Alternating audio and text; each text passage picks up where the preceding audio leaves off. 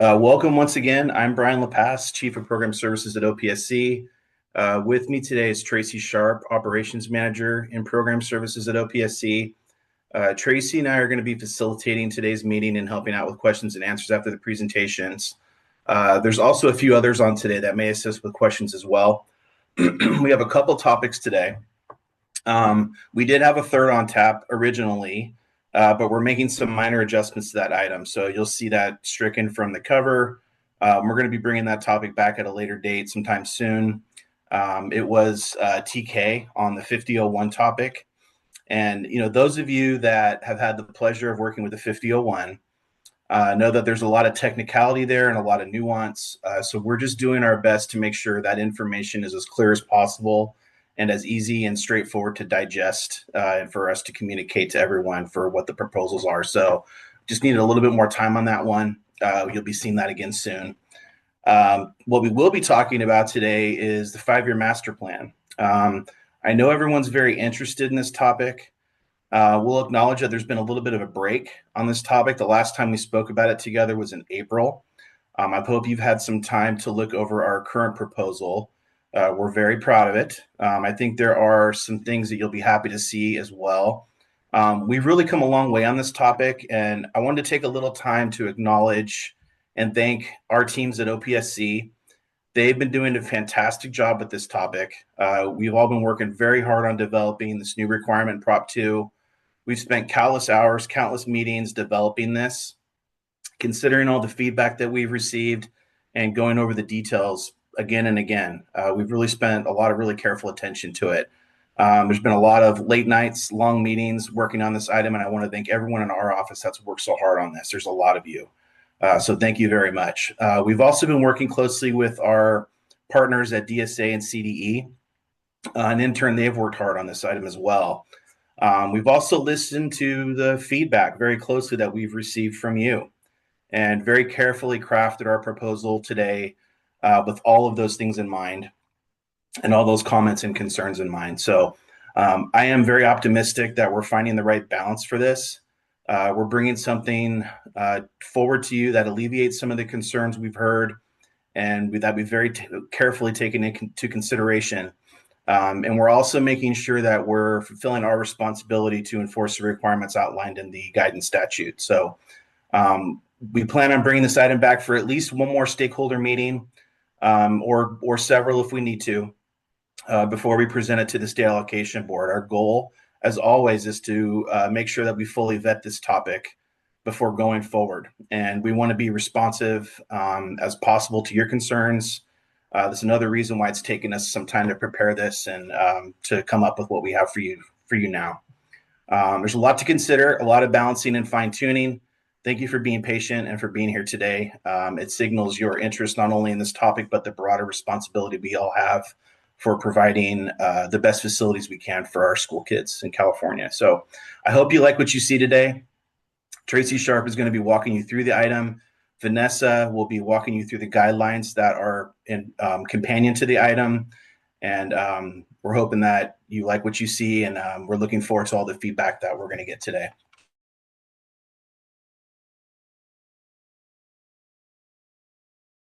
Global regulation change proposal. We have a few regulation tracks right now that we're running that are not directly connected to Prop 2.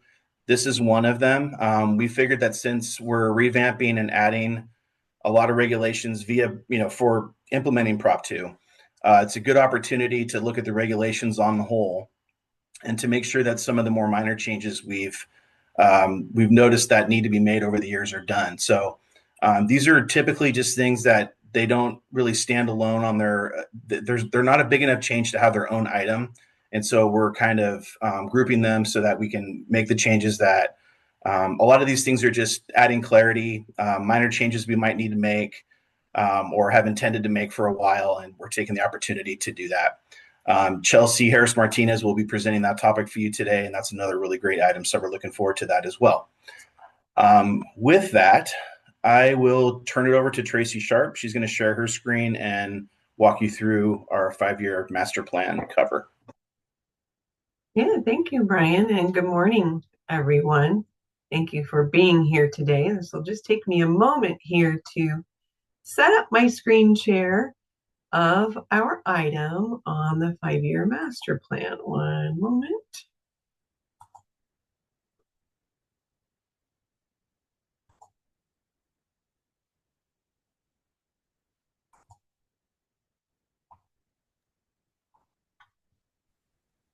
Looks good.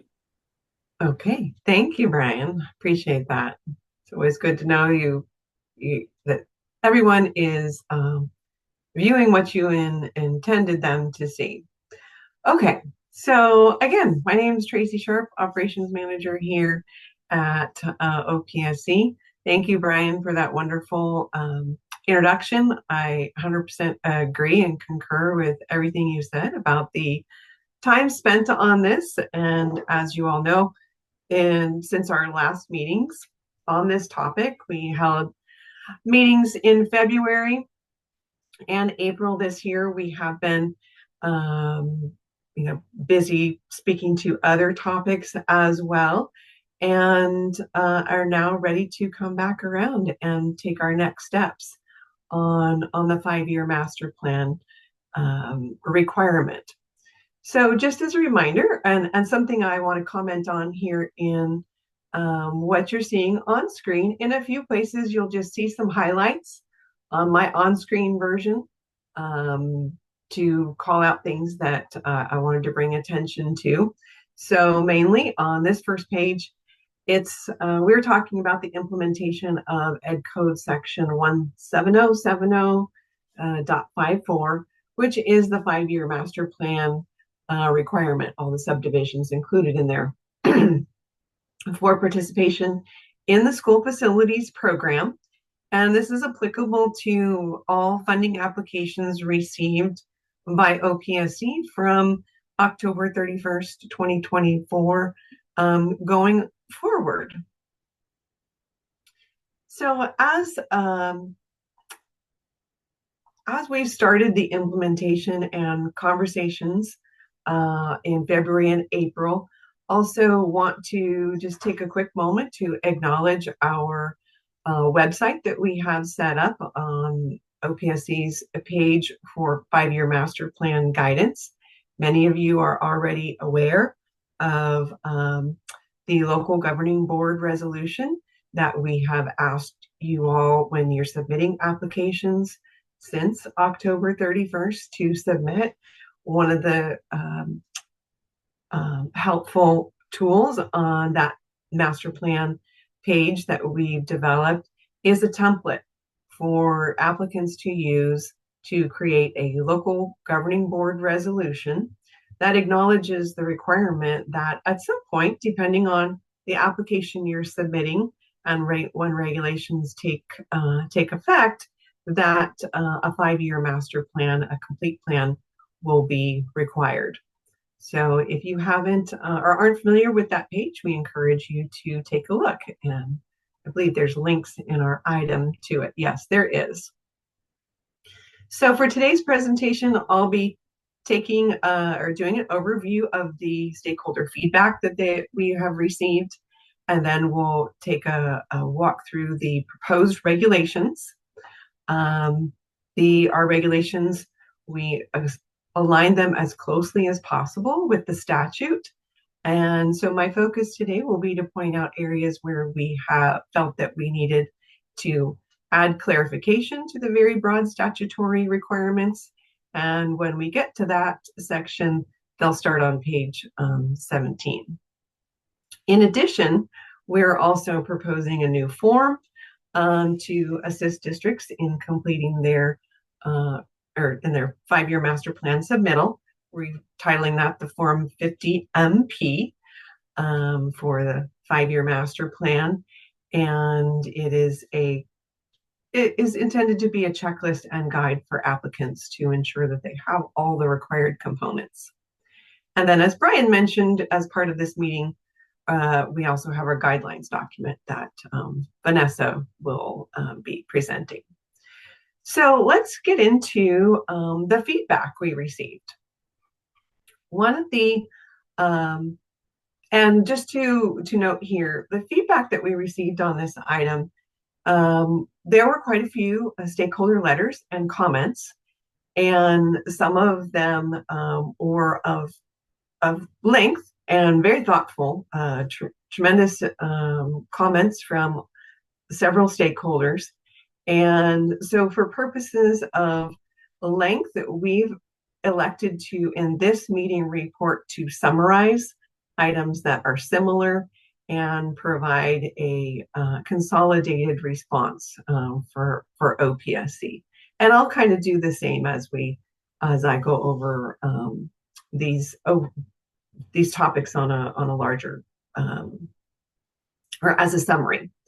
So the first one, and I would say very significant, were the comments from stakeholders, or a very common one, was the timing of a 5-year plan and the fact that our prior proposal stated that it would be required to have 4 years remaining on the plan when it was submitted. And stakeholders expressed some strong concerns with this proposal, and that it would be, in general, be limiting for school districts and would inhibit their ability to participate in the school facility program. So after careful consideration of those comments and looking at the statutory language, we acknowledge that the statute is broad, and we also wanted to make sure that we provided flexibility to school districts to meet this new requirement. So our regulations, as I mentioned, that are included here, are updated from our prior presentations to reflect that the master plan would be valid for a period of 5 years from the date it's approved by the local governing board. During that 5-year period, a district could submit one or more applications for funding and have one master plan that would meet the requirements. If there were changes, the master plan would only require an update if there are material changes to required components of the plan. And in practice, OPSC would, if there are multiple applications during the 5-year period, OPSC would really only need to review the master plan one time. And then if a district submitted subsequent applications or during that 5-year period, OPSC proposes that the district representative would be asked to complete a certification stating whether or not there were any material changes that occurred since its adoption. And in our item, we'll go over this later too, or in our meeting report, we've enclosed that proposed certification language. It's included as attachment A7F on page 79. And as I said, we'll go over that a little closer later when we get into the regulations. So in doing this, presenting the regulations this way, this is where we, as I said, are trying to provide flexibility to districts in response to those concerns that were raised for the time period that a 5-year plan would be valid. I'd also like to point out there's another section of the statute, and it's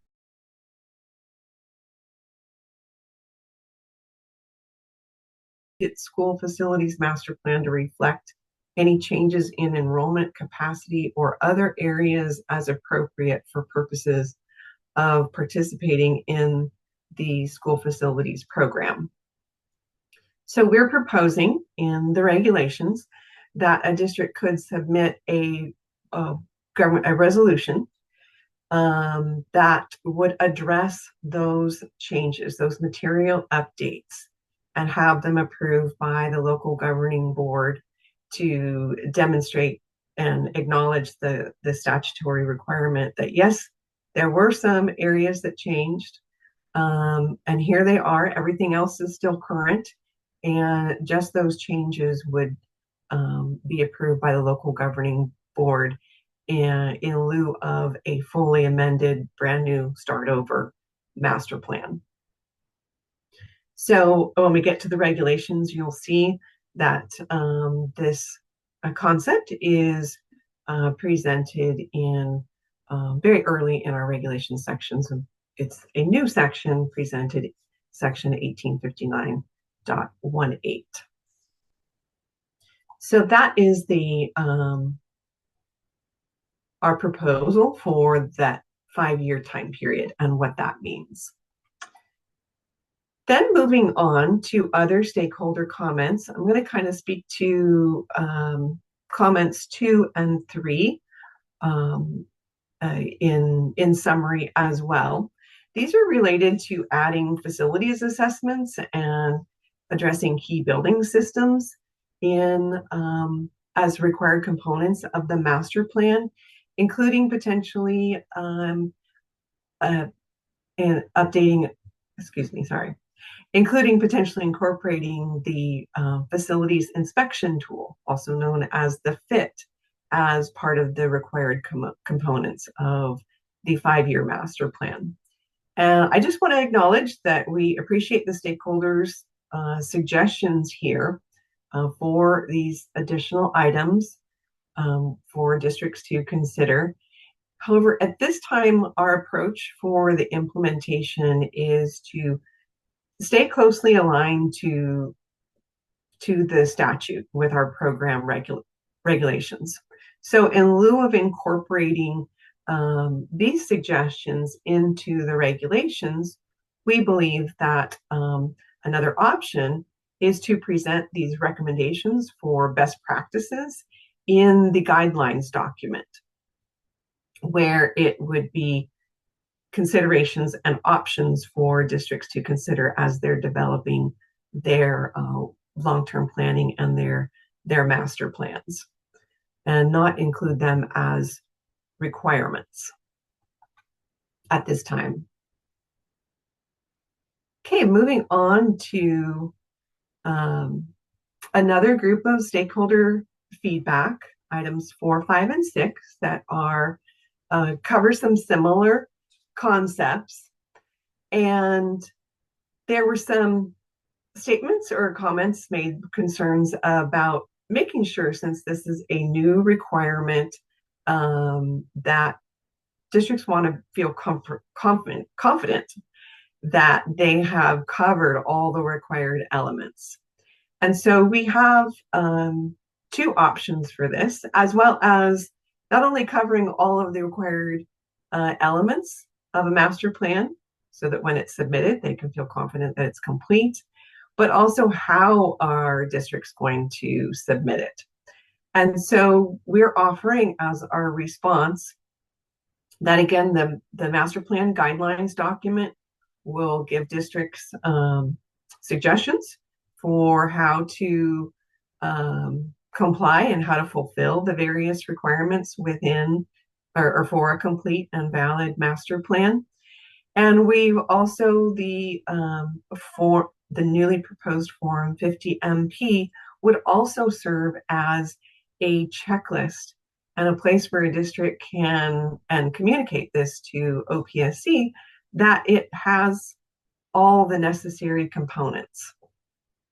And so when we get to the form, we'll take a look at where a district can use that to communicate, ensure for themselves, and also communicate to OPSC. This is how we have, this is where you'll find the information.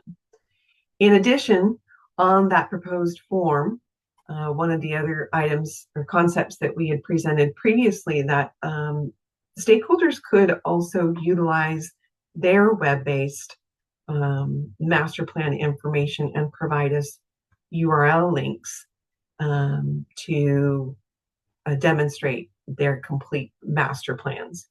And so we are, excuse me, we are intending to provide avenues for a district to not only submit a URL, but also upload documents made, such as in a PDF format, to demonstrate or to submit, to fulfill that requirement to submit a complete master plan. And both documents, our master plan guidelines document and the proposed form, will be supporting documents to guide districts in these processes. And in addition to OPSC staff acting as technical resources as needed to assist districts in the process. And then moving on to the stakeholder comments included as items 7 and 8. These stakeholders also provided additional suggestions for incorporating additional requirements into the guidelines and as part of the inventory. And again, we appreciate this thoughtful feedback for these beneficial areas that districts might want to consider.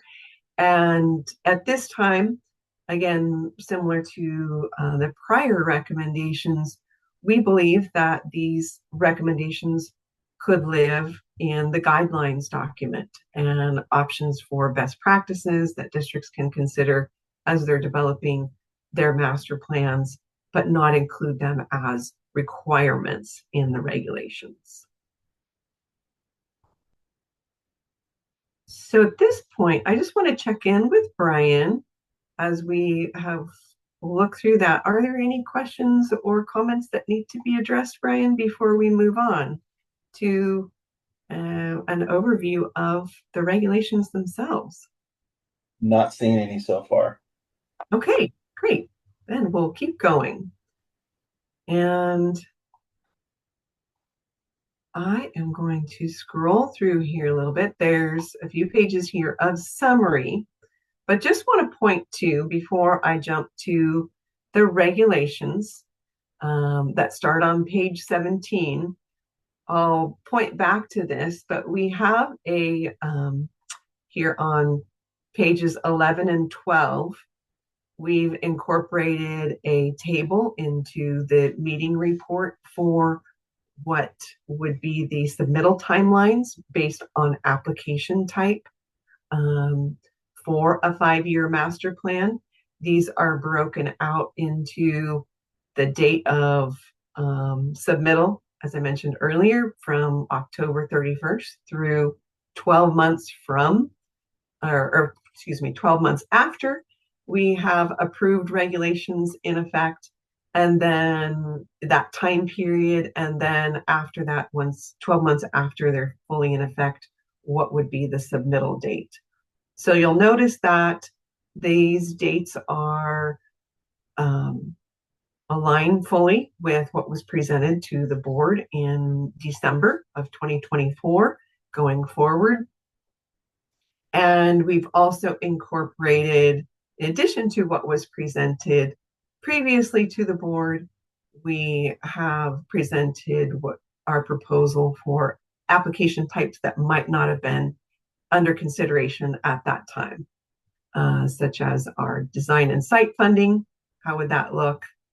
And then moving forward, we've also added in proposals to the regulations for what would that look like for the small school district program, which is still going through its implementation process.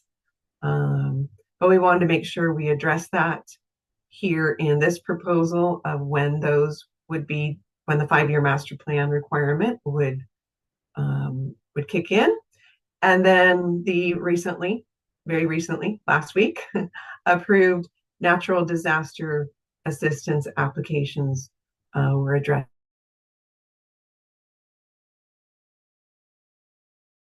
I'm going to jump to our actual regulations.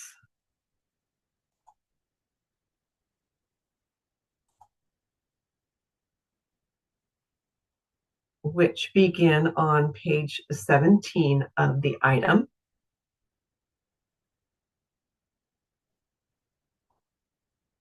So for our proposed regulations, for starters, we've got 2 new definitions that would be added to SFP regulations, one for the form that would be incorporated by reference, and then an actual definition of what is a master plan, and that it basically a document that would meet all, be inclusive of all of the elements required in Education Code section 17070.54 and how a district would submit it. Then moving on, we get to the real meat of the regulations here. We're proposing two new sections that would go in under Article 3 of the School Facility Program application procedures. And as I touched on a moment ago in the stakeholder feedback, we have new sections A, B, and C here that spell out the 5-year time period for the validity of the district's approved master plan, how to address changes that would occur and what a district would need to submit. And then once the 5-year period has elapsed, that a district would then be submitting a new master plan for the next 5 years, or to be in compliance with the statute. So that's new sections A, B, and C. Moving on to the next page, subsection D. Subsection D is essentially all the required components of the master plan. And most of this, you'll notice, is very closely aligned with the statute. And where necessary, we've expanded on the description or of how a district would fulfill a specific component. For example, D1 requires a district to provide an estimate of the school district's ability for eligibility, sorry, not ability, a school district's eligibility for state bond funding pursuant to subdivision B of the statute. And then it's broken out by program, A through E, how a district would address its eligibility for the various SFP programs, and then F would be inclusive of any other. So the district gets very clear direction on how they are going to respond and meet the requirements for, or meet that component requirement and fulfill it. And then moving on to subsection 2, this is the existing inventory requirement. And here you'll notice that we've added a few facilities that weren't mentioned in the statute. And that's mainly because the statute was not all inclusive of every facility. So we've added some possibilities of what a school site might include, that the district would want to include in there. In addition, we've commented in subdivision E here how the age of a facility would be determined, and for consistency with the SFP program, we're pointing to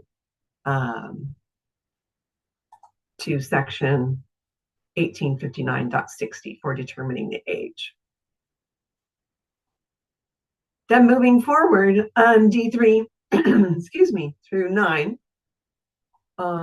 very closely aligned with the statutory language of the other components. And this is where you'll find that the guidelines document that Vanessa will be going over very soon provides a number of examples for how a district can demonstrate fulfillment of these requirements. Okay, and then moving on to the next new proposed section,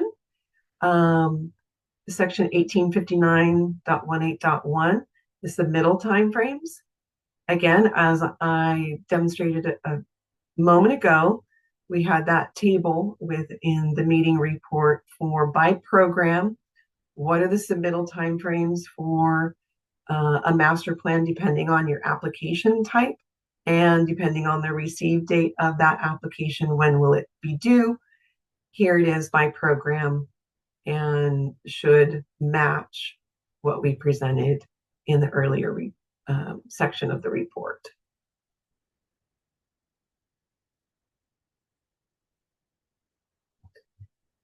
So that concludes our regulatory language in those, excuse me, all those sections that would be added.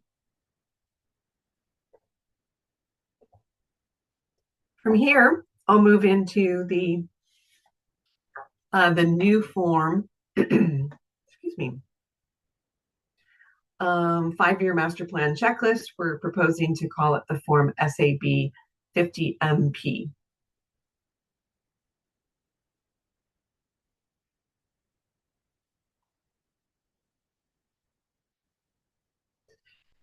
So the purpose of this form, as I mentioned previously, would be to guide districts on ensuring that they have all the required components, and also provide so it's sort of a transmittal of information of what's included in the master plan.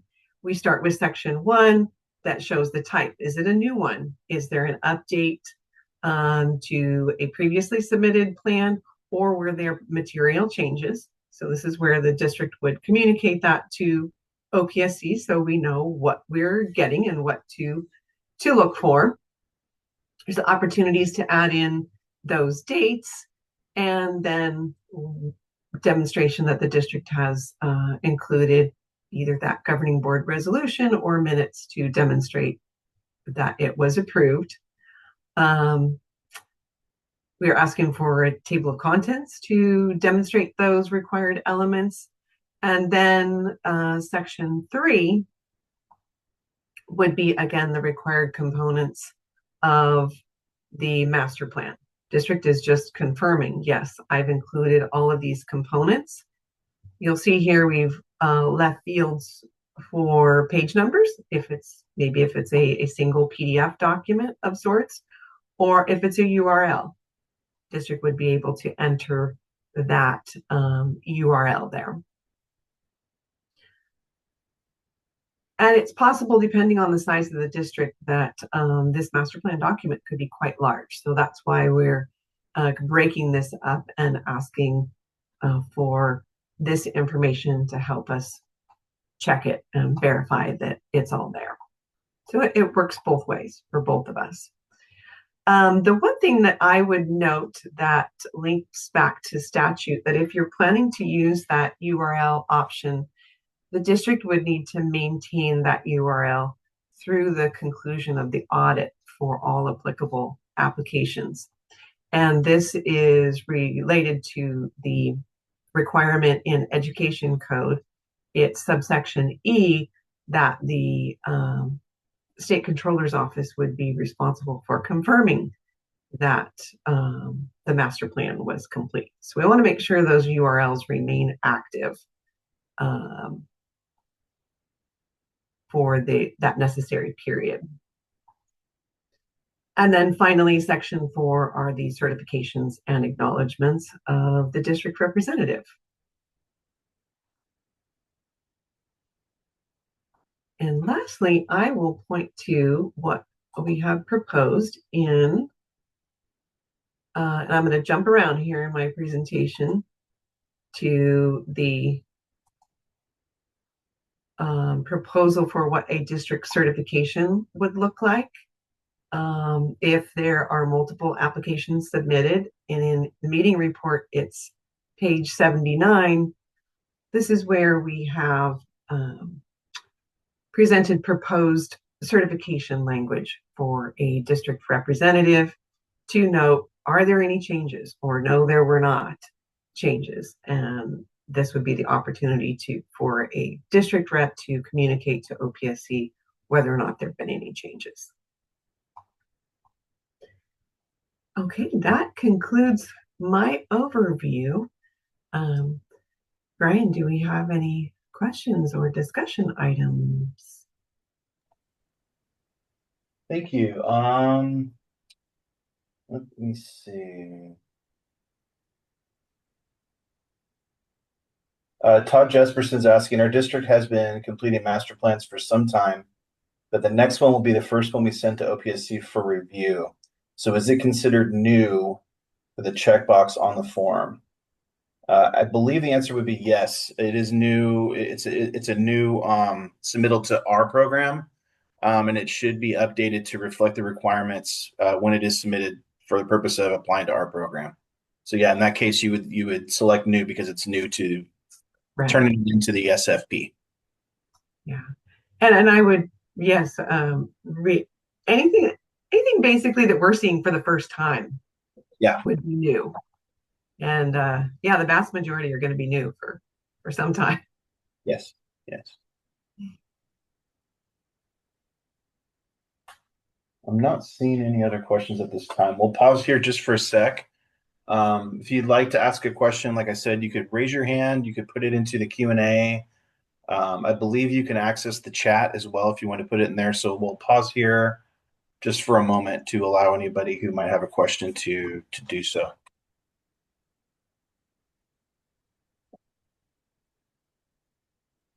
I'm going to stop sharing as well to give an opportunity for to transition when we're ready. Thank you. Mm-hmm. Looks like Rebecca Kaling has a question. Hi, Brian. Hi, Tracy. Thank you so much for the presentation. I don't have a question today. I just wanted to acknowledge all the work that your team has done, and in particular, the responsiveness to concerns about the term of the master plan. We really appreciate the adjustments that you've made here, think that this is a workable solution, and really want to recognize the flexibility that you're providing to districts to meet the statutory requirements. So thank you very much for all the hard work on this. Thank you, Rebecca. We really appreciate hearing that. Yeah, thank you very much. I really do appreciate that. Thank you. And as Brian mentioned earlier, we anticipate this is a first blush at the proposed regulations and then the upcoming guideline document that Vanessa will be presenting next. So it's a lot of information to digest in a short period. So I don't know that we've established a time period where we would like to get your feedback, but we'll definitely try our best to keep that open for a little while because Yeah, we acknowledge how much information there is here and to sort through. absolutely. Yeah, we typically like to get feedback within a couple weeks so we can turn it around to another item. But Tracy's right. This is a really important topic. If you need more time than that, we would understand. We'll do our best to incorporate all the feedback we receive. There is one more question from Lori Ruiz. You previously mentioned existing 5001, 02, and 03 forms can be used. Is that still an option? I think what Lori, what you're referring to is, can you use that for your enrollment information or your facility information? You can certainly use those as a starting point. I mean, so yeah, you can use that information. I'm not sure exactly what you mean as far as using the forms, but that information would be relevant. You might need to update it.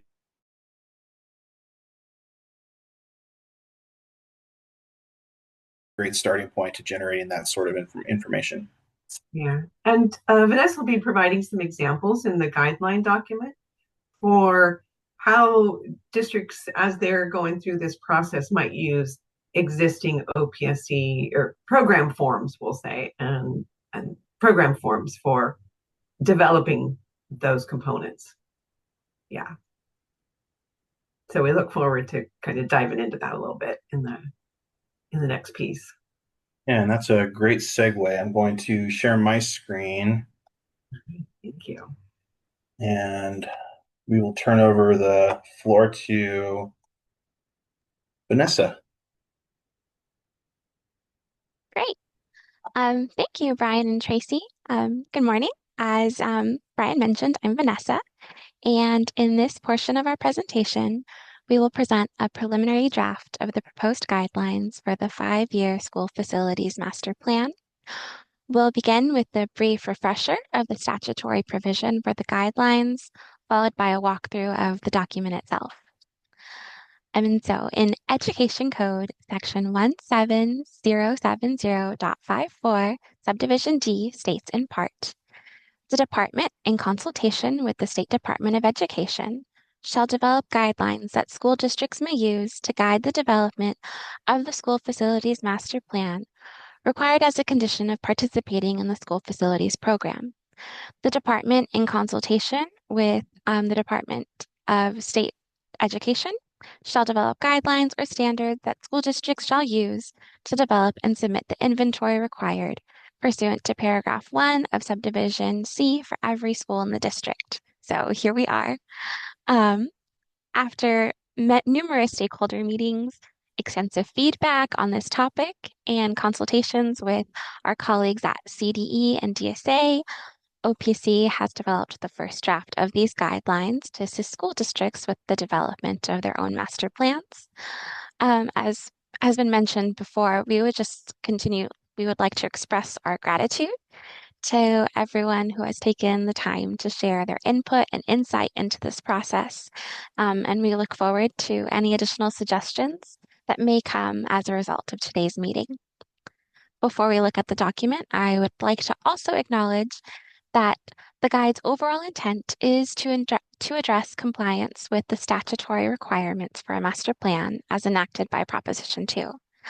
Therefore, the information presented in the guidelines provides a general framework and is not intended to be overly prescriptive unless a particular component is required by statute. While the master planning process typically involves many aspects that are not covered in the current guidelines, districts are by no means limited to the recommendations and practices outlined in this document. School districts are encouraged to develop facility plans that align with their unique goals, challenges, and community needs. And ultimately, the purpose of this resource is to serve as a starting point that empowers school districts to create a facilities plan that serves them best. And with that, let's move on to the document itself, attachment A7E on stamped page 30 of this item, if you're following along.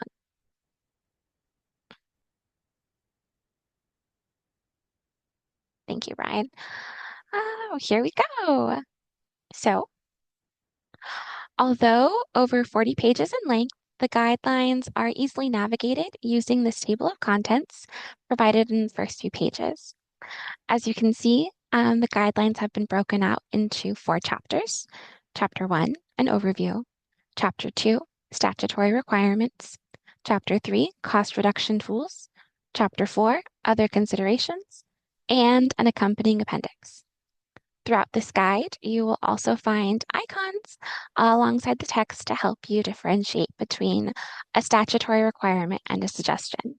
So Brian, if you scroll down to the introduction, oh, yep, we have the icons right there. Thank you. The checklist icon appears when a component is required by statute. The Earth icon appears for any recommended environmentally conscientious planning strategies, and the pencil appears for any other helpful hints from OPSC. So Chapter 1 provides general information related to the master plan, including the clarification of what is meant by facilities master plan, information about submittal timelines, and acceptable methods for submission. Much of this has already been explained in greater detail during the earlier portion of today's presentation. However, I would like to highlight the submittal guidelines section of this chapter on page 39. Great. This is touched on a bit before, but OPC would like to provide flexibility for the various formats school districts utilize for their master plans. So districts may submit their master plan in a PDF form or through designated links. Either method should capture the required elements of a compliant master plan by utilizing the 5-year master plan checklist, Form 50MP. OPC will caution, however, that any information submitted as a URL must remain continuously valid and available from the time the master plan is submitted through SCO certification of the project audit and closeout. But as an alternative, a district could provide extracted files from the web page that include the necessary information. This would also just be helpful to have as a backup in general, in case anything were, technical difficulties on your website. All right, let's move on to page 41, please. Chapter 2. Chapter 2 takes us through each of the requirements of statute and provides examples and best practices for fulfilling that specific component. each subsection of this chapter is organized in an order that aligns with the sequence of the master plan requirements in Ed Code. To guide readers through the requirements, the applicable statute is cited at the beginning of each subsection for reference. Future revisions of the guidelines will incorporate the regulations that have been presented today, but for today's meeting, we're going to be focusing on strictly the statute. And so the following are requirements that must be included in a master plan and have devoted subsections in this chapter. First and foremost, it must be a 5-year or updated 5-year school facilities master plan. There must be information on the school district's SFP eligibility, an inventory of existing facilities and property, existing classroom capacity, projected enrollment growth for the school district over the next 5 years, a capital planning budget outlining the school district's projects, financing and funding sources, the school district's current assessed value, the school district's deferred maintenance plan, and a narrative describing how the master plan is consistent with the goals, actions, and services identified in the school district's local control and accountability plan, or LCAP. And so we can move back up, Brian, to chapter 2 on page 41. Thank you. Yeah. In developing a master plan that fulfills all statutory requirements, school districts may find that some of these elements overlap and inform one another. This reality encourages districts to think about their master plans holistically and utilize the available resources and information to create a comprehensive plan. Because the guidelines are quite extensive, I won't be discussing every statutory requirement in detail today, but please do go back and look at the item when you have a chance. For now, we'll do some brief overviews of what's covered in this document. So on page 42, perfect, we have the 5-year requirement for the master plan. As Tracy explained, districts will specify the duration and validity of their master plan at the time of adoption by their local governing board. An update will only be required should the district experience material changes that affect one or more of the statutorily required components of the master plan. What constitutes as material changes is not currently covered in this draft of the guidelines, but OPC will provide further clarification in a future draft. And if we scroll down to page 43, we'll see the school district's eligibility section. Essentially, for this requirement, districts should submit a narrative addressing any current or potential eligibility for SFP programs. This is outlined in great detail in statute and also in this chapter. But this would also be similar to a district summary sometimes provided at outreach meetings. Let's continue on to page 44 for information on the district-wide inventory. The district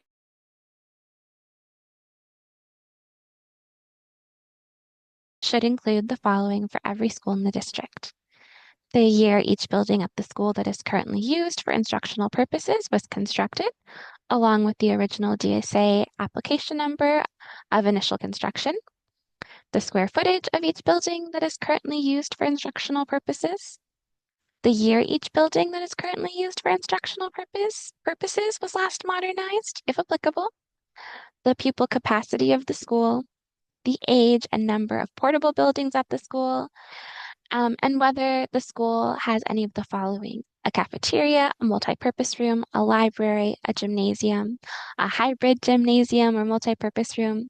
And not mentioned here, but there are a couple of other buildings that should be identified per our drafted regulations. Again, the inventory should be inclusive of all facilities, sites, and property in the district, not just the site associated with the application submittal. The guidelines have a few recommendations for consolidating the requested inventory information. First, districts can create an initial intake of their existing buildings by utilizing the form SAB 5002 for existing school building capacity. I believe Lori Ruiz had a question about the utilization of forms in the master plan, and this is an example of how you can take an existing form and use it as a starting point for your draft of the master plan. And so from there, the district may pull a site map and create an accompanying Excel chart that identifies each building and the required information for facilities on site. Pages 46 and 47 provide an example of an elementary school site map and a spreadsheet that identifies the site's facilities. In this example, the site map was simply extracted from a recent DSA plan set that included a whole site overview. The square footage and identifying information are included in the corresponding spreadsheet. For districts that anticipate submitting applications for facility hardship or seismic mitigation replacement, it would also be helpful to further break down the square footage of each building according to facility type as demonstrated on page 48. Thank you, Brian.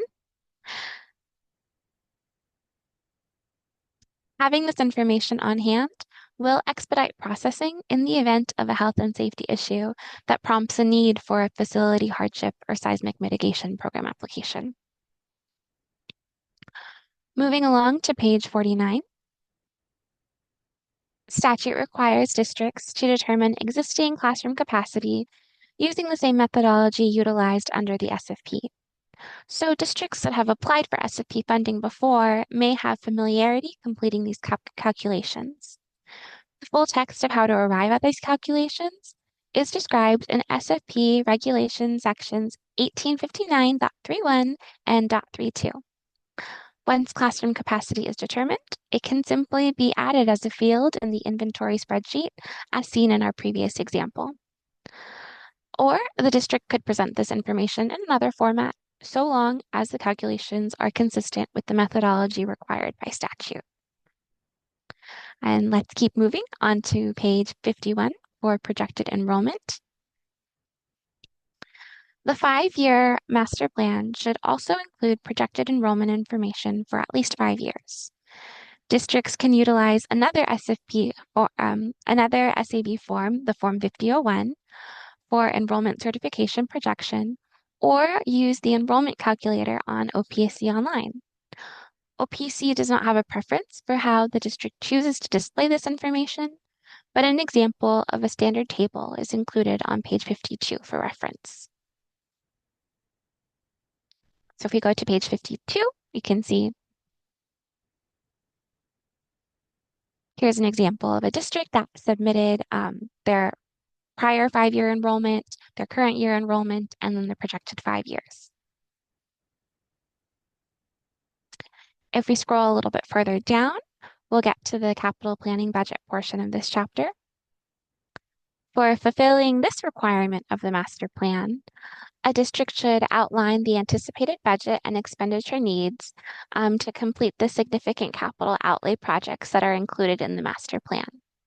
This can be also in the form of a narrative, or as seen in the example on page 53, a table. In determining the capital planning budget, districts are also advised that completing a facilities conditions assessment may provide a framework for identifying the district's needs and prioritizing their budget accordingly.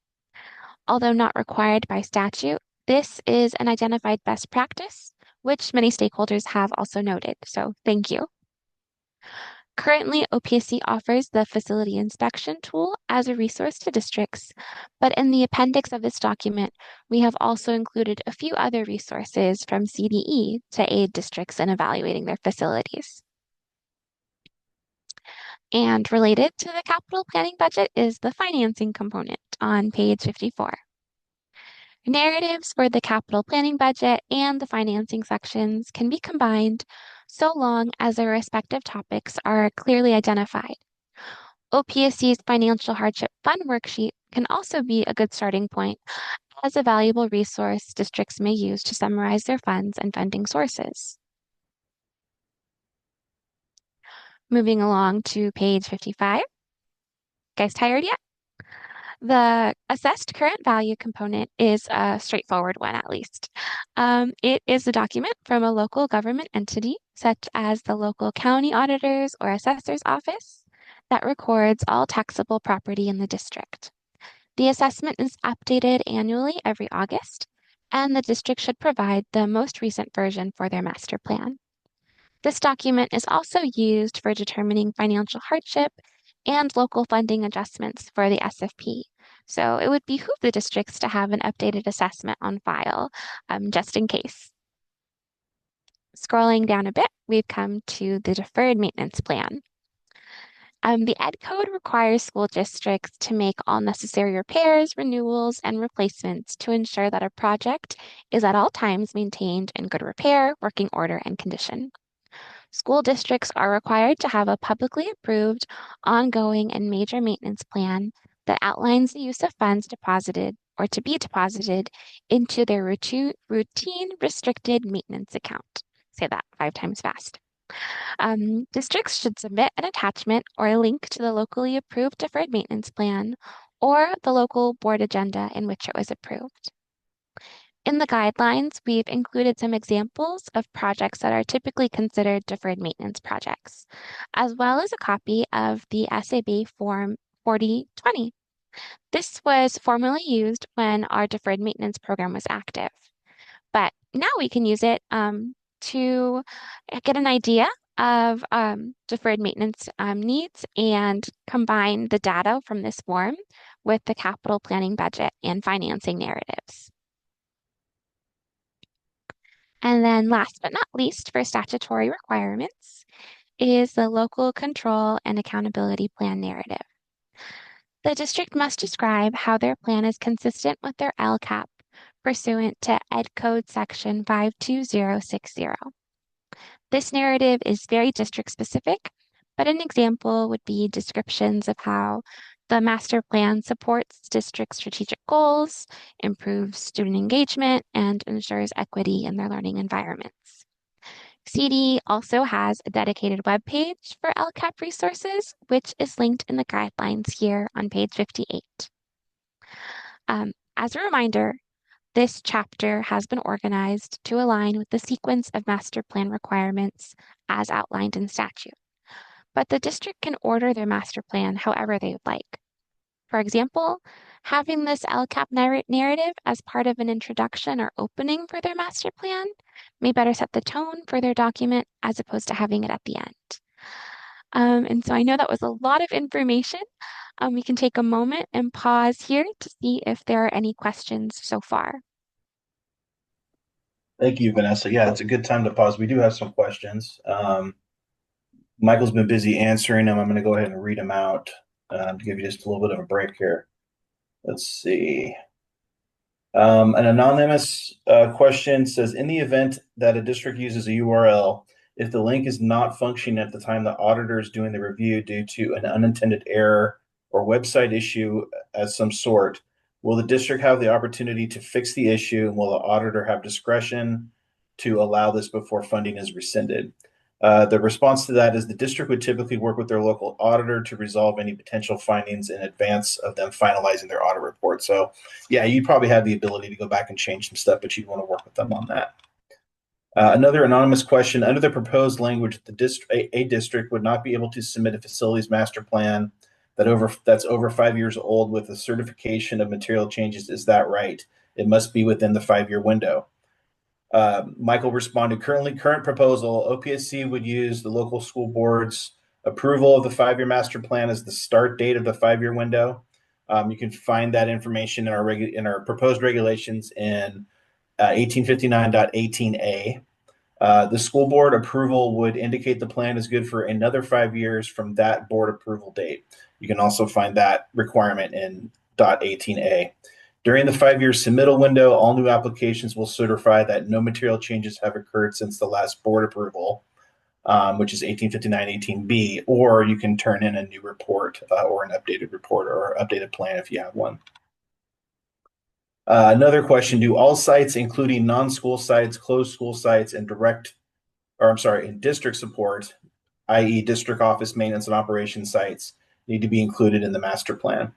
The statute requires that the school facilities in the master plan include, but not limited to, all the following: an inventory of existing school facility sites and property pursuant to subdivision D In the statute, subdivision D specifies school sites specifically as a minimum requirement. We have not specifically noted additional facilities or closed schools in our regulations, but we will look into that. So that's something we'll follow up on at the next meeting. Another anonymous question, can districts submit a master plan at any time, or must it be in concurrence with an application for funding? That is to say, if a district's 5-year window is almost closed, can they submit the plan and then use the certification of material changes when they are closer to actually applying for state funding? The answer, OPSC currently will not accept a master plan until the first application requiring it is submitted or processed. That first submittal and associated school board resolution would start the 5-year submittal window.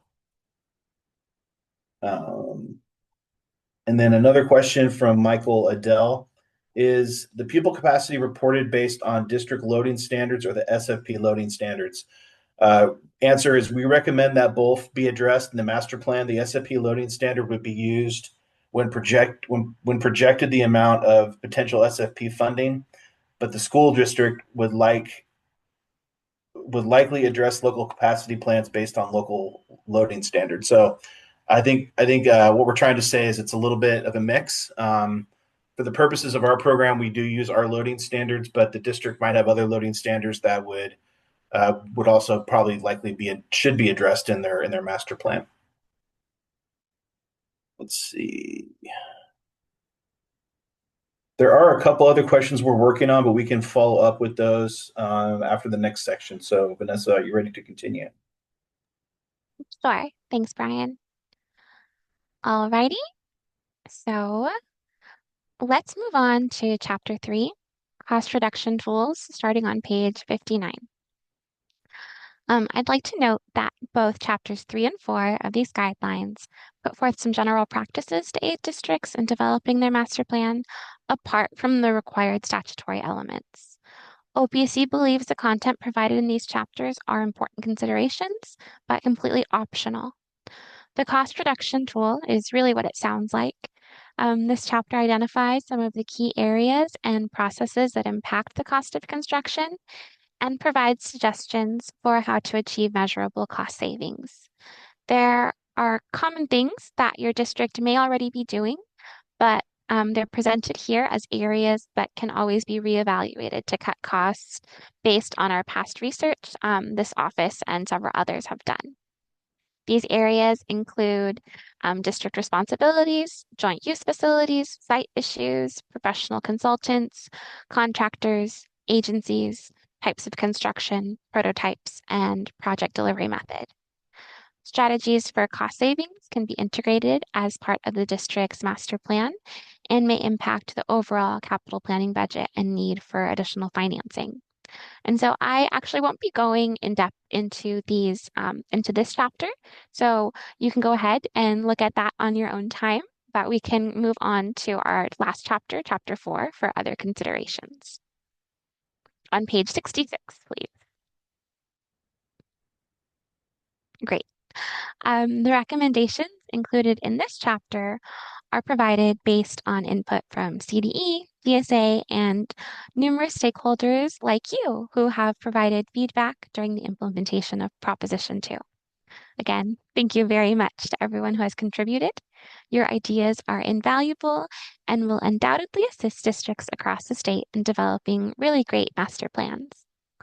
The top suggestions were as followed: seismic safety, sustainability, facility inspection tool findings, school districts' educational specifications, and AI-driven planning and reporting tools. So on page 67, regarding seismic safety, our colleagues at DSA have really recommended districts consider any seismic vulnerabilities that affect safety. Seismic evaluations and screenings can be incorporated into the existing building inventory, and the district can include in their master plan any long-term strategies for mitigating identified hazards. For sustainability and environmental impact are important considerations in school facilities master planning and can be addressed in the development of their master plan. School districts can incorporate these considerations by evaluating energy efficiency, using renewable energy options, selecting environmentally responsible materials, and considering long-term environmental impacts in their planning and decision-making processes.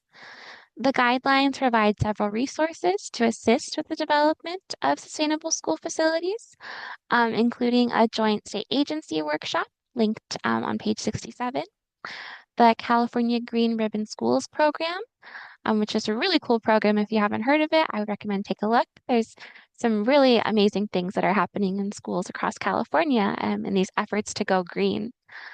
The Collaborative for High Performing Schools, and Leadership in Energy and Environmental Design program. So those are all linked there for your reference. And onto the FIT, or the Facility Inspection Tool. We touched on this a little bit earlier when discussing the capital planning budget, but findings from the FIT can also inform the development of a master plan in multiple ways. School districts can address or embed their findings as part of their master plan, and these findings can provide a starting point for districts to determine what are their priorities for future funding projects. Even just by doing an informal walkthrough of their school sites and identifying any deficiencies, a school district may begin planning for future expenses as they relate to maintaining good repair of their facilities or for any other visionary projects that they can imagine. On to page 69. Thank you. The guidelines highlight the district's education specific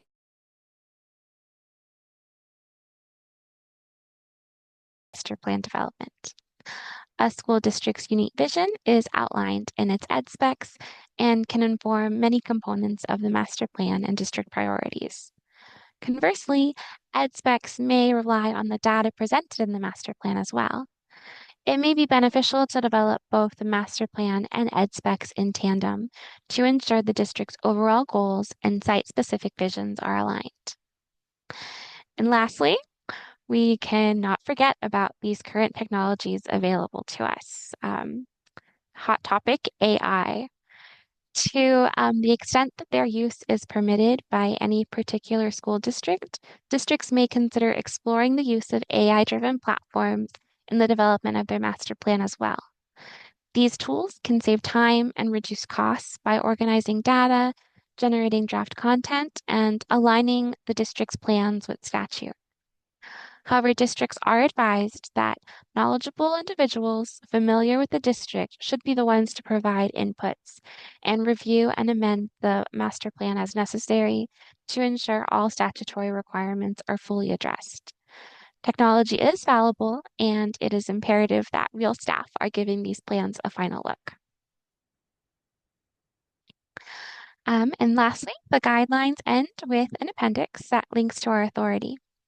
Various forms from CDE and OPSC are there as well, and a resources page. So actually, if we can go to the resources page, just a couple, I don't have the number actually here. We can just leave that up for people to see. Thank you, Brian. I would encourage anyone who is beginning to develop their master plans to visit both OPSC and CDE's master plan websites to get started. So those are the first two links here in our resources. There's a lot of great information already out there. If you have any feedback on this item, please send it our way, preferably by Friday, September 12th. But as Brian said, there's flexibility, and this is a really important topic, so we want as many voices to be heard as possible. With that, that concludes my presentation. Thank you again, everyone, for your time. If there are any additional questions, our team is happy to answer. Thank you, Vanessa. Really, really thorough. Thank you so much for going through all that. You might notice here, if you download this presentation from our website, you can click on these links. So these are all live links. Okay, I'm going to go through a few more questions that we got. Joe May asks, is Table C, the table that we presented with all the different facility spaces, is that a requirement? there are all spaces, even non-teaching stations and support spaces and circulation, all required to be documented. Excuse me, and listed in the facilities inventory list, or is it acceptable to only have the total square footage of each building on campus required? Our response is that OPSC proposes the content on Table C being required for the inventory purpose, but the format is just a suggested format. Under the school facility program, facility hardship and seismic mitigation programs, the square footages of these facilities are important for determining program eligibility. Additionally, these other spaces are reviewed in determining eligibility for use of grants requests under the new construction program and in the new Prop 2 supplemental grants under the modernization program. So that's kind of a way of saying yes, those are necessary, and those are the reasons why. If there's things you're concerned about or you're not sure about, though, just reach out to us and we can help you with that. And then I think the last question for now, or there may be one more just came in, an anonymous question. I understand that you are focusing on required elements of facility master plan in this meeting. Will you be presenting the more optional guidance at a future meeting? Our response is the optional items we have listed under other considerations on stamp page 59 in the cost reduction tools area and page 66 in the other considerations area. Those are for guidance only. We do not intend to go into details on these items, but we'll be happy to answer any specific questions. They are intended to provide other ideas for school districts as they develop their master plans, but are not required. Steve Martinez asks, will the gross assessed value for the district be allowed on a certification from the district? The answer to that is no. The statute requires that we receive the information from the local government entity. So we have to get the official information from that entity who that provides that info. Those are all the questions we have right now. Is there anyone else that has a question? You can use the Q&A, the chat, or you can raise your hand. I'm going to pause here just for a minute to allow some time for that before we move on to our next topic.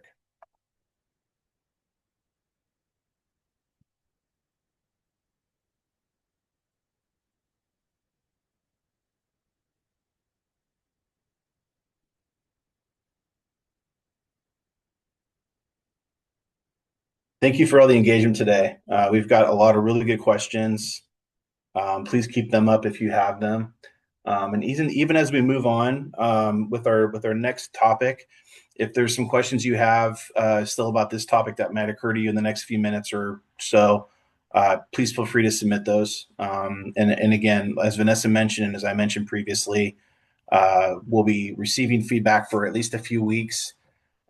If something occurs to you though, and you think it's critical, please just send it to us whenever you think of it, so that we can try to factor that in.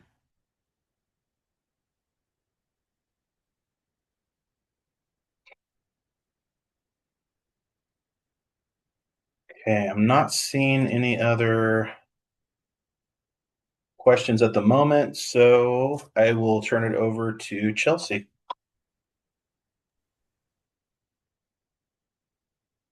Awesome. Thank you so much, Brian, and good morning, everyone, and thank you again for being here.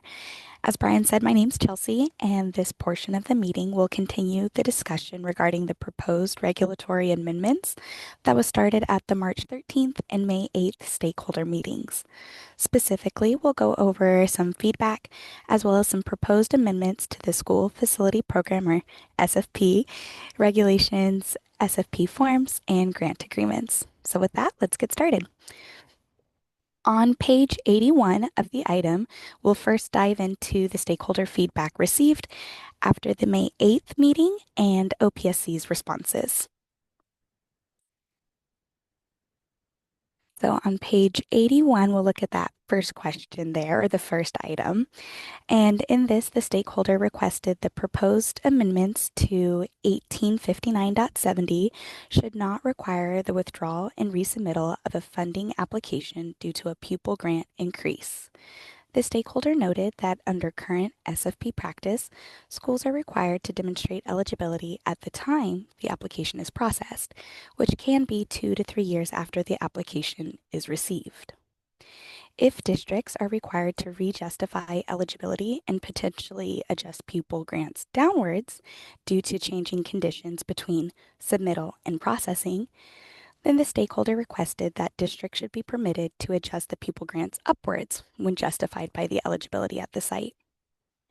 OPSC's response maintains that allowing applicants to increase the pupil grant requests to request eligibility that was not available at the time of the funding application without receiving a new date in line would constitute line jumping, providing an unfair advantage over other school districts that submitted applications once they had the pupil grant eligibility to support their request.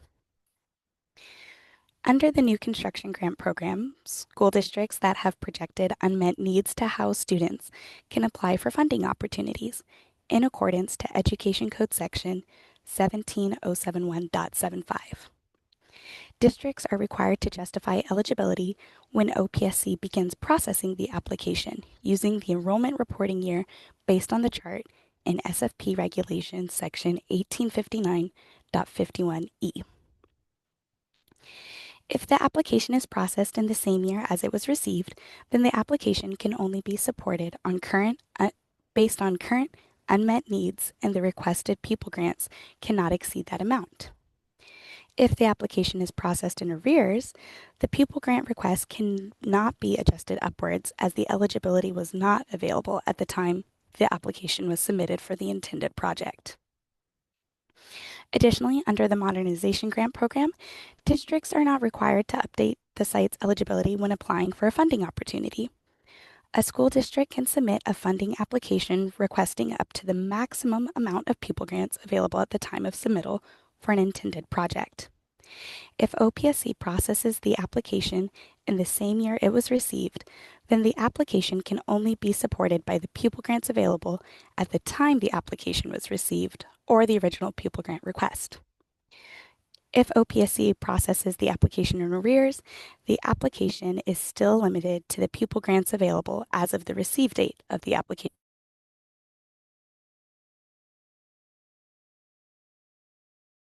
Second item, the stakeholder requested clarification regarding how buildings built before the division of the state architect, or DSA, existed and how it should be aged. Buildings built before 1933 did not receive a DSA approval stamp until after 1933. The stakeholder suggested that buildings constructed prior to the establishment of DSA, the date of the original construction plans could be used to determine age eligibility under the 75-year-old supplemental grant. In response, OPSC requests that the school district provides the date of the original construction plans and the later DSA approval date for further research and consideration on a case-by-case basis for any school buildings constructed prior to 1933.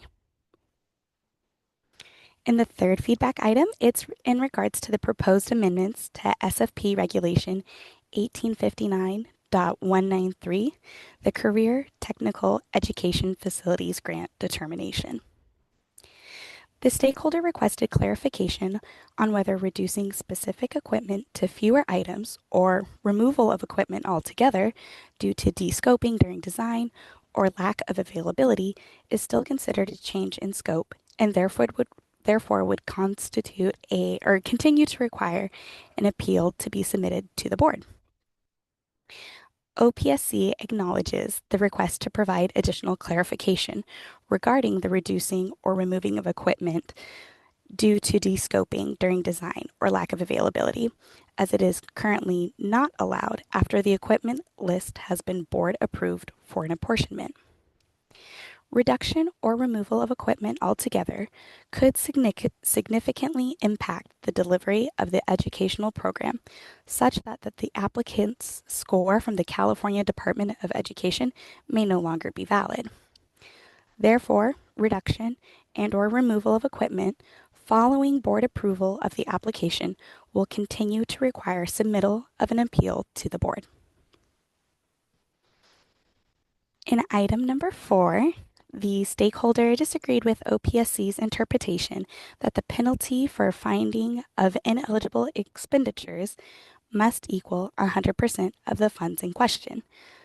The stakeholder suggested any repayment obligation should be limited to the state's matching share of the ineligible expenditures as determined by the local auditor, rather than the aggregate amount. OPSC's response is that proposed amendments are based on Education Code Section 41024C5, which requires a penalty payment of funds equal to the amount of funds disallowed in the audit finding. OPSC notes that Education Code Section 41024C5 went into effect on June 27, 2017, and OPSC already collects 100% of the ineligible expenditure. The proposed amendment presented at the May 8, 2025 stakeholder meeting just further clarifies SFP regulations to align it with statute in relation to penalty payment of disallowed funds. And then lastly, for the fifth item, the stakeholder highlighted that the current instructions for Part D of the Enrollment Certification Projection, or Form SAB 5001, includes an outdated reference for how special education enrollment information is reported to CDE. The form currently asks for the information as shown and reported within the California Special Education Management Information System, or CASMIS, to the CDE in December prior to the latest CBEDS report. OPSC's response, and as indicated by the stakeholder, the current instructions for the Part D of Form SAB 5001 are outdated. So thank you for pointing that out. Data collection for special education pupils has transitioned from CASMIS to CalPADS. The special education pupil data is collected through the annual Fall 1 data submission in CalPADS, is reviewed and certified by authorized LEAs or charter school personnel, and then approved by authorizing special education local plan area.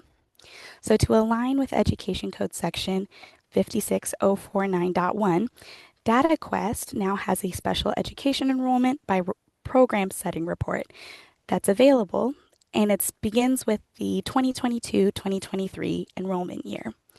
So OPSC, in response, also proposes amendments to the instructions of the Form SAB 5001 to reference CalPADS rather than CASMIS, and the updated data collection period, which we'll kind of highlight again later on in this presentation. So that wraps up our stakeholder feedback and OPSC response section. Thank you once again for your feedback, but now we'll move on to the additional proposed amendments to SFP regulation, form changes, and grant agreements. All right, so on page 103 is where we'll hop to next. So first, we'll start with the proposed amendments. This is kind of grouped by category, just to kind of give a little overview, but we'll start with proposed amendment to SFP Regulation Section 1859.2 for definitions, and it will also affect the application for funding, Form SAB 5004, and application for career technical education facilities funding, the Form SAB 5010, for the topic of hybrid applications.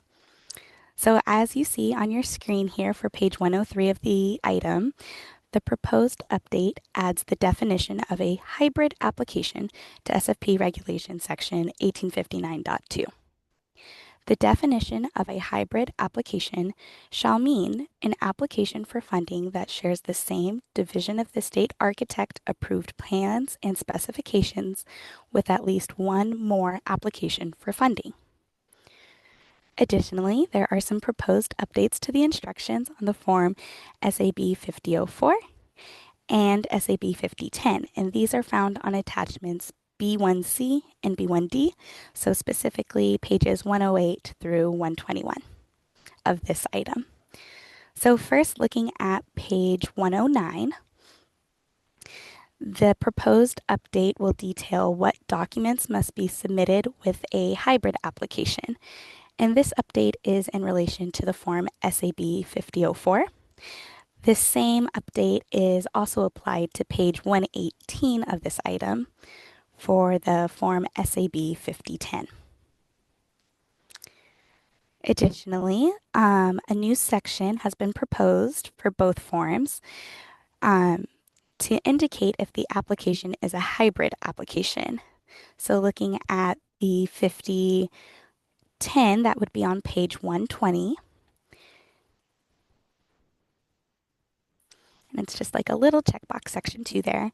And then on page 114, that would apply to the 5004.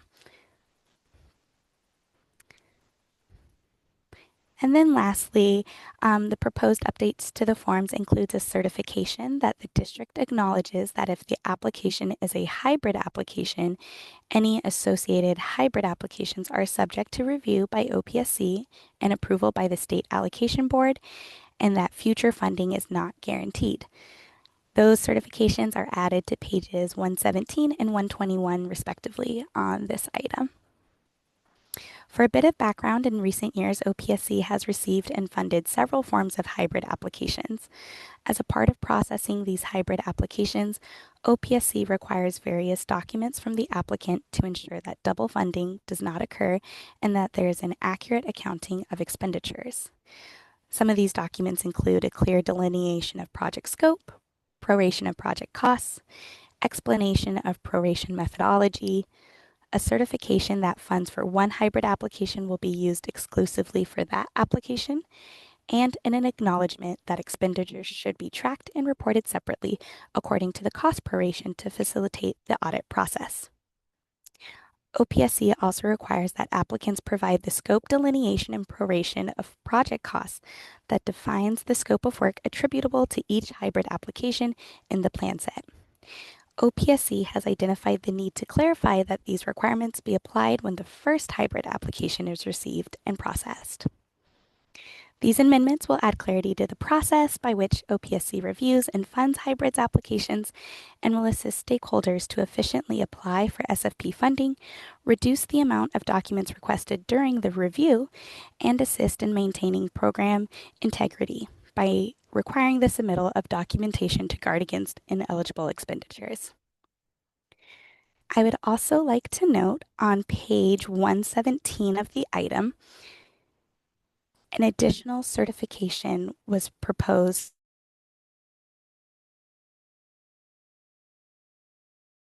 and presented at the March 13th, 2025 stakeholder meeting, and it's reflected in today's amendments as well. It was a proposed amendment to Section 24 of the form, adding a certification pursuant to Education Code Section 17584. This Education Code section requires a school district, county office of education, or charter school that intends to seek state funding pursuant to the Green Act for modernization projects be submitted to the DSA to use faucet aerators in water conserving plumbing in all bathrooms. The proposed certification presented at the March 13th, 2025 stakeholder meeting has been modified in this item to clarify that it applies to modernization projects submitted to DSA on or after February 5th, 2025, because Education Code Section 17584 requirements became effective for projects submitted to DSA 3 months following voter approval of Proposition 2 on November 5th, 2024. All right, so next we'll go back to the regulations, the proposed regulations page on 103. And these next proposed amendments apply to SFP Regulation Section 1859.2 and 1859.60. The current use of the phrase latest CREDS report requires amendments for clarity and to maintain consistency with regulation and program form instructions. CBEDS is an annual verified report based on a data set of pupil enrollment collected on the first Wednesday of October, which is known as Census or Information Day. Stakeholders have previously interpreted the phrase latest CBEDS report to mean the academic year in which the Modernization Eligibility Determination, or Form SAB 5003, was submitted. For example, it was suggested that a Form SAB 5003 received on October 22nd, 2024 could utilize the 2024-2025 enrollment, stating that the district had at that point collected the 2024-2025 CBEDS data. However, at that point in time, CDE has not yet verified the CBEDS data. OPSC's long-standing interpretation of latest CBEDS report has been in relation to the enrollment reporting year of November 1 through October 31. For example, a Form SAB 5003 received on October 22nd, 2024 would be in the enrollment reporting year of 2023-2024. To report the latest CBEDS enrollment on the Form SAB 5003, the form instructs districts to enter the latest CBEDS enrollment as it would have been reported utilizing criteria for Parts A, C, and D of the Form SAB 5001. The Form SAB 5001 informs districts to utilize the latest CBEDS enrollment and specifies that applications filed on or after November 1 must report the current school year's enrollment. Therefore, OPSC has long interpreted the enrollment reporting year to mean November 1 through October 31. So as you see on this proposed amendment to SFP Regulation Section 1859.2, we've included the definition for enrollment reporting year to mean the time period beginning on November 1 and ending on October 31. OPSC also proposes amendments to SFP Regulation Section 1859.60, calculation to determine modernization baseline eligibility, to clarify the latest CBEDS enrollment reported should be based on the enrollment reporting year during which OPSC receives the completed, valid Form SAB 5003 for modernization eligibility determination to ensure that it is consistent with existing form instructions. All right. Next, our third proposed amendments are to SFP Regulation Section 1859.105, Program Accountability Audit. SFP regulations currently allow applications that receive a design and/or separate site apportionment to demonstrate substantial progress in a method other than submitting a completed approved application for the new construction or modernization adjusted grant phase of the project funding. However, they do not include a requirement to submit a completed approved application for the new construction or modernization grant adjusted phase part of the project. The only requirement is for the applicant to submit an annual expenditure report on the funds. So the proposed amendment adds sections 1859.105D and 1859.105E, requiring the board's determination of substantial progress pursuant to sections 1859.105B1 through 1859.105B5 and sections 1859.105C2 through 1859.105C4 be conditional upon the district submitting an approved new construction adjusted grant application or modernization adjusted grant application as applicable within a period not to exceed 18 months from the date of the board's determination of substantial progress.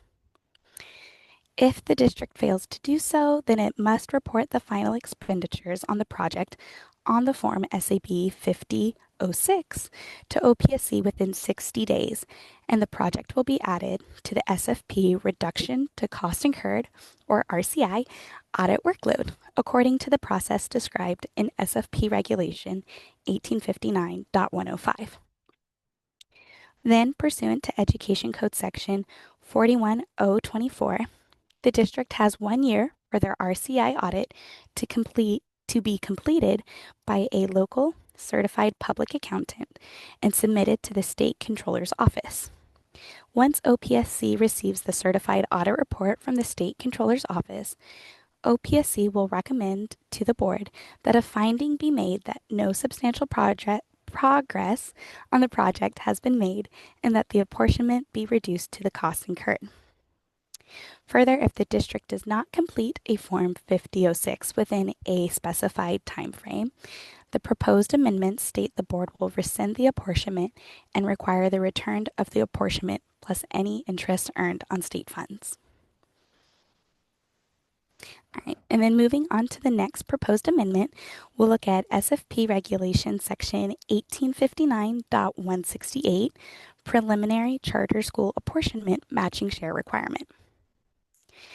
OPSC has identified that the reference in SFP Regulation Section 1859.168 to the matching share requirement in SFP Section 1859.77.1 is outdated in light of the regulatory amendments approved by the board on June 24th, 2025.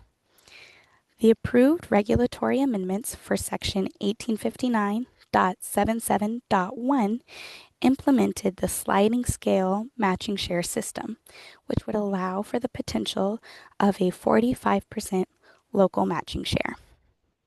This proposed amendment to SFP Section 1859.168 removes the reference to SFP Section 1859.77.1 because it is no longer applicable to charter school apportionments. Education Code Section 17078.54D specifies that apportionments under the Charter School Facilities Program shall have a 50% local matching share. The next proposed amendments are to SFP Regulation Section 1859.192A3 and 1859.192B4, Career Technical Education Facilities Program eligibility. For standalone new construction or modernization career technical education facilities program, or CTEFP projects, SFP Regulation Section 1859.192 does not currently include the criteria for how a project may qualify for CTEFP funding related to occupancy date for new construction and contract dates for modernization. However, those criteria are included in Section 1859.193.1 for CTEFP projects that are part of a qualifying SFP project. So these proposed amendments align the criteria for standalone CTEFP projects with those that are a part of a qualifying SFP project. The added language ensures that the same rules apply to all CTEFP applications. So for new construction CTEFP applications, the language adds the requirement that the facilities were not occupied prior to the implementation of the CTEFP. And for modernization projects, the proposed amendments require that the construction contracts were executed on or after the implementation of CTEFP. Then we'll take a look at some proposed amendments for the grant agreement forms. OPSC currently has 2 grant agreements in circulation due to the March 26, 2025 board approval of the new grant agreement for applications received on or after October 31, 2024. The revision date of March 2025 grant agreement includes expanded eligible expenditures as a result of the passage of Proposition 2. OPSC proposes minor edits to the non-Proposition 2 grant agreement on attachment BF1 and the Proposition 2 grant agreement on attachment B1G. First, for the non-Proposition 2 grant agreement, OPSC proposes amendments to Section F, Accounting for Spent Funds, Subsection 4, Final Project Audit, as shown on pages 144 through 146 of this item. Amendments to this section include the following. Clarification that there must be a single or separate audit report per project pursuant to Education Code Section 41024A1, and correction to align the grant agreement with Education Code Section 41024D4C, which requires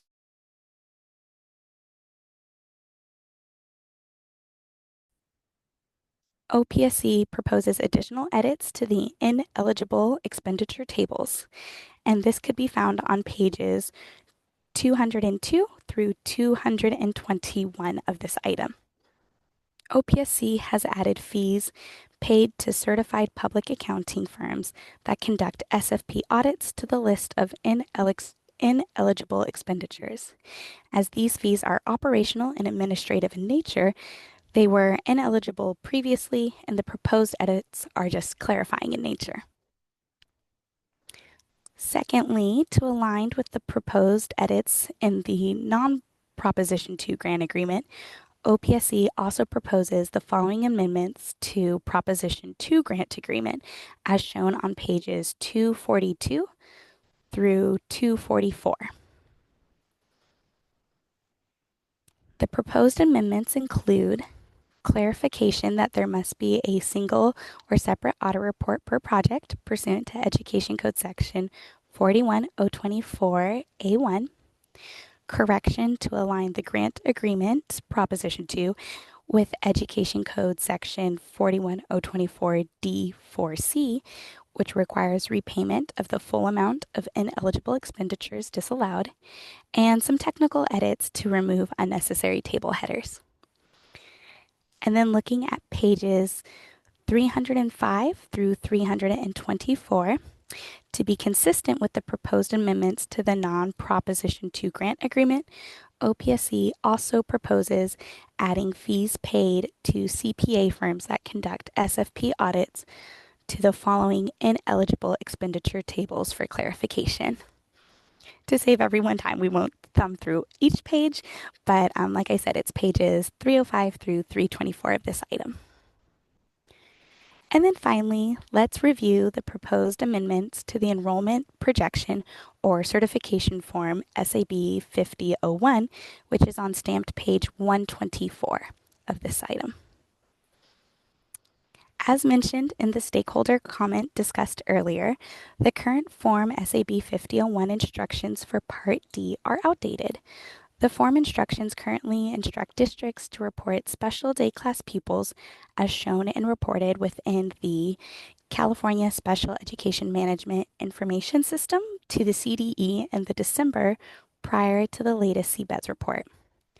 The data collection for special day class pupils has transitioned from CASNIS to CalPADS, the California Longitudinal Pupil Achievement Data System. And it's collected on Census Day or Information Day, which, as mentioned before, it's the first Wednesday in October. So accordingly, the proposed amendments to the Form SAB 5001 updates the instructions for Part D to reference CalPADS instead of CASNIS and to specify October instead of the prior December. And so that concludes our proposed amendments we've prepared for you guys today. I know this presentation had a lot of information, so please feel free to review the cover item and attachments that fully detail the proposed amendments to the regulations, forms, and grant agreement. Thank you all for your time and attention, and I'll hand the mic back over to Brian, who will open the floor for questions. Thank you, Chelsea. That was an outstanding presentation. Really outstanding presentations by everyone today. Tracy, Vanessa, Chelsea, thank you so much. It's obvious how prepared you were. Very thorough and easy to understand presentations. Thank you very much. There was a few questions that came over while Chelsea was talking. I'm going to cover those. Let's see here.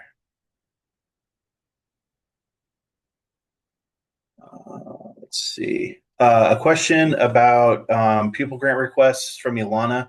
As current process permits, please confirm that a district may increase the pupil request from a design funding application to a construction funding application.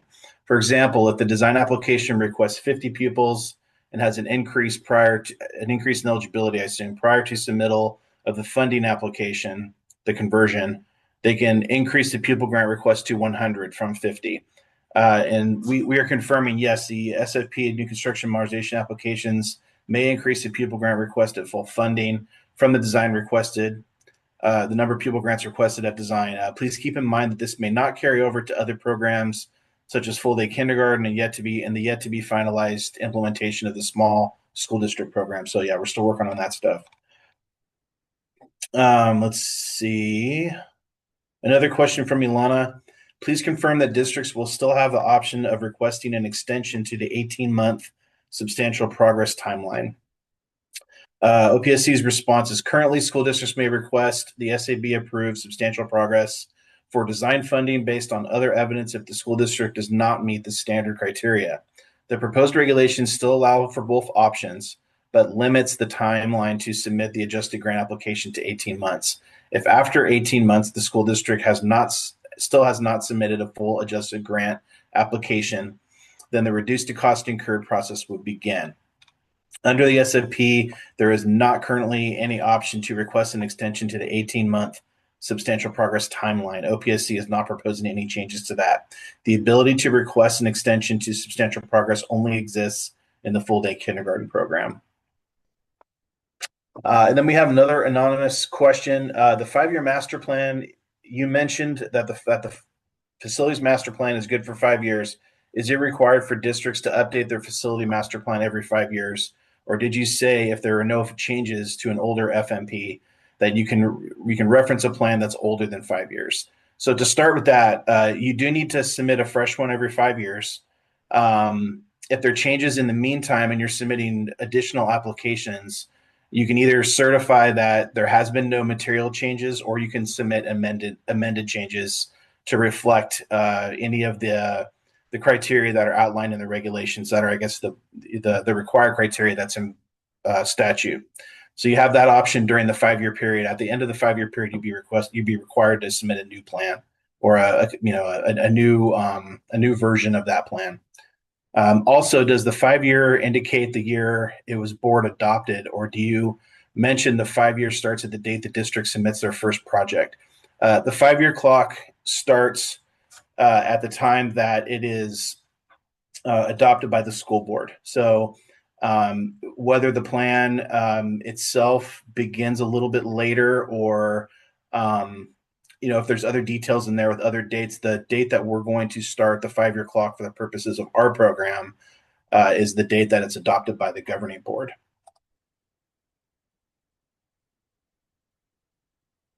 Let's see.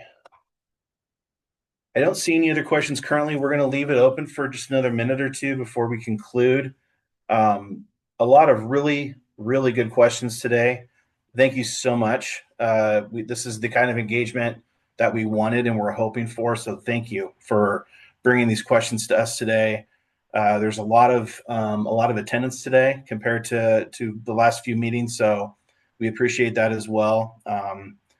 And as I've stated so many times, your participation is integral to this process, to making sure that we get these rules the best they can be. So thank you for everyone that's been here and participated today or sent in a question. That said, please feel free to send us anything in writing if you have anything that you want us to consider, or that we might have overlooked, or that you want us to take a look at, and we'll make sure to wrap that into our next. We'll make sure to wrap that into our next meeting. There's an anonymous question that says our chat is disabled. It shouldn't be disabled. You should be able to use it. Oh, the webinar chat might be. Okay. Yeah, use the question and answer feature, please.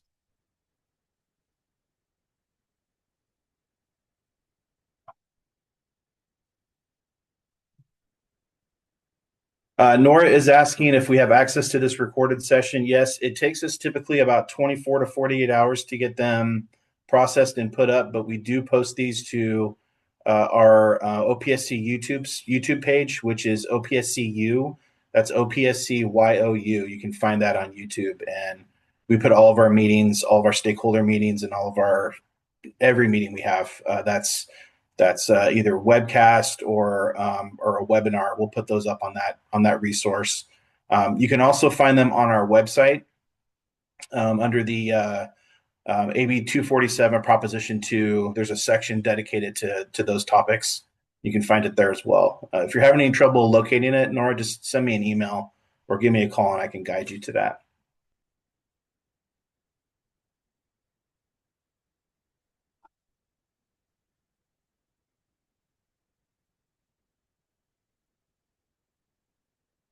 Okay.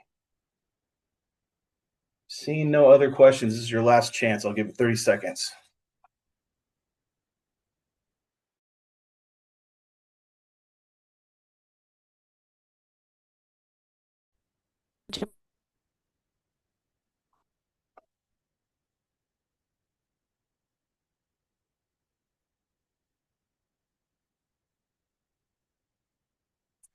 All right, everybody. Thank you again for being here today. We'll see you all very soon. I hope you have a nice long weekend, and we'll see you soon. Thanks.